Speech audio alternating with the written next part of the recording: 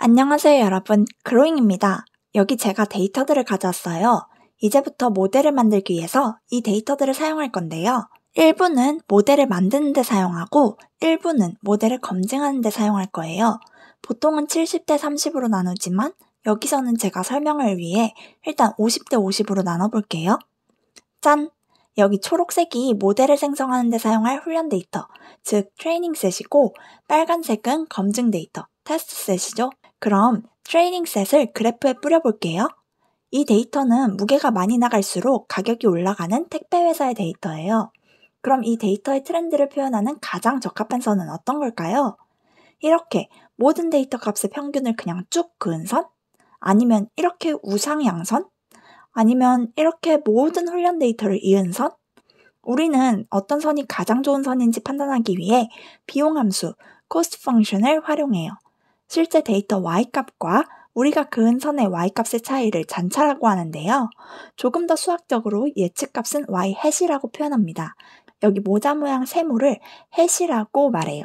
또 많은 머신러닝 강의들을 보면 예측값을 y-hat 말고도 hx라고도 쓰는데 hx는 hypothesis function이라는 의미입니다. ax 더하기 b와 같이 이 파란 선을 표현하는 공식을 의미하죠. 당연히 잔차가 작을수록 데이터를 잘 설명하는 좋은 선이겠죠? 그래서 이 각 데이터들의 잔차를 모두 제곱하고 합했을 때 가장 작은 값을 가지는 선을 데이터를 표현하는 최적의 선, best fit이라고 합니다. 이때 제곱을 하는 이유는 마이너스 값이 나오지 않게 하기 위함입니다. 예를 들어 A 데이터에서 마이너스 4 차이가 나고 D 데이터에서 플러스 4 차이가 나는데 두 값을 그냥 더하면 0이 되어버리잖아요. 그러면 사실 이 선은 실제 데이터와 선의 위치에 차이가 있음에도 불구하고 마치 데이터에 딱 맞게 표현된 것처럼 잔차의 합이 0이 되어버리는 거죠. 그래서 이러한 현상을 막기 위해 항상 차이값의 제곱을 해줍니다. 정확하게 비용을 나타내는 함수는 이거예요.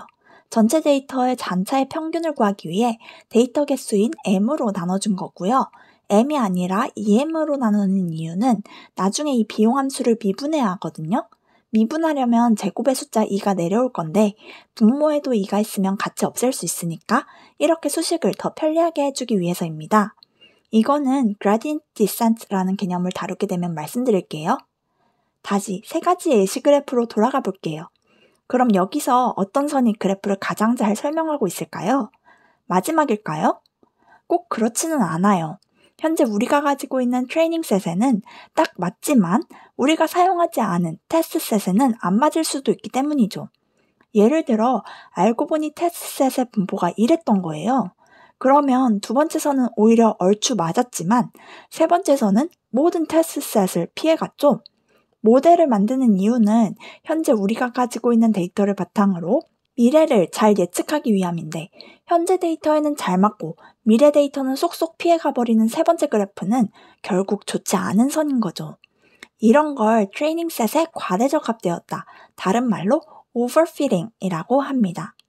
즉, 과적합은 모델이 훈련에 사용되는 일부 데이터에 너무 과하게 특화되어 새로운 데이터에 대한 오차가 커지는 현상입니다.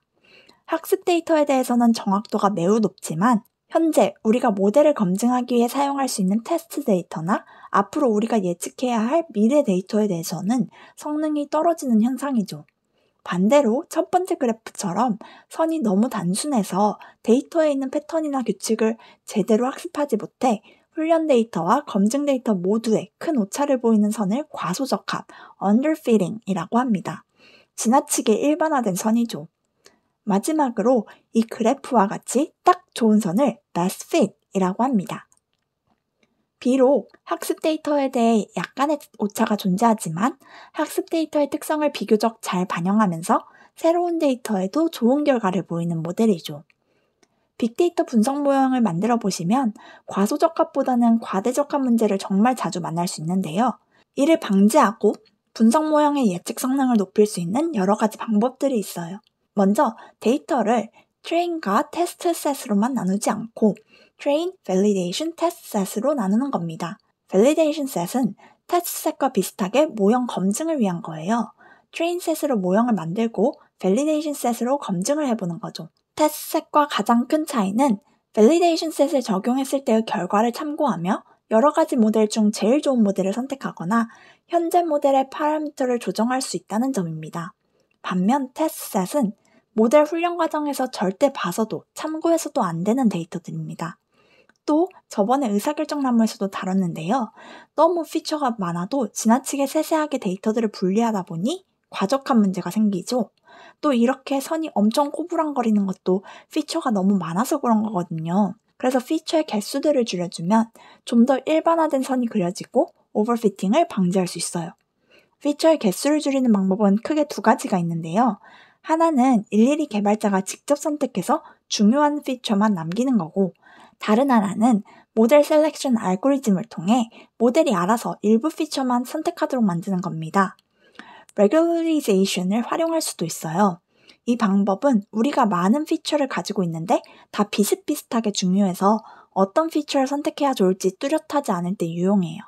모든 피처를 가지고 있고 세타 값을 조절하는 건데요. 아까 비용함수 수식이 이거였잖아요. 여기에 람다가 들어간 이 수식을 추가해요. 이렇게 하면 다시 꼬부랑선을 펴줄 수 있는데요. 이때 람다 값이 너무 커지면 지나치게 일반화되어 언더피팅 문제가 발생할 수 있으니 주의해주세요. 그 외에도 다양한 성능평가 지표를 활용해서 오버피팅의 원인을 찾아보고 다른 방법으로 해결해 볼 수도 있습니다. 이런 베스트 핏 개념은 데이터를 유형별로 나누는 군집합 모형에서도 적용되는데요. 빨간 집단이 있고 초록 집단이 있으면 여기서 어떻게 나누는 선이 가장 좋을까요? 이렇게, 이렇게, 이렇게. 왼쪽부터 차례로 언더피팅, 베스트 핏, 오버피팅이겠죠? 결국 더 꼬부랑거리는 오른쪽 파란 선은 현재 데이터는 잘 분류할 수 있어도 일반화 성능은 좋지 않을 수 있습니다. 마지막으로 한 번 더 그림으로 살펴볼게요. 왼쪽부터 underfitting, best fit, overfitting입니다. 또 underfitting, best fit, overfitting이에요. 끝!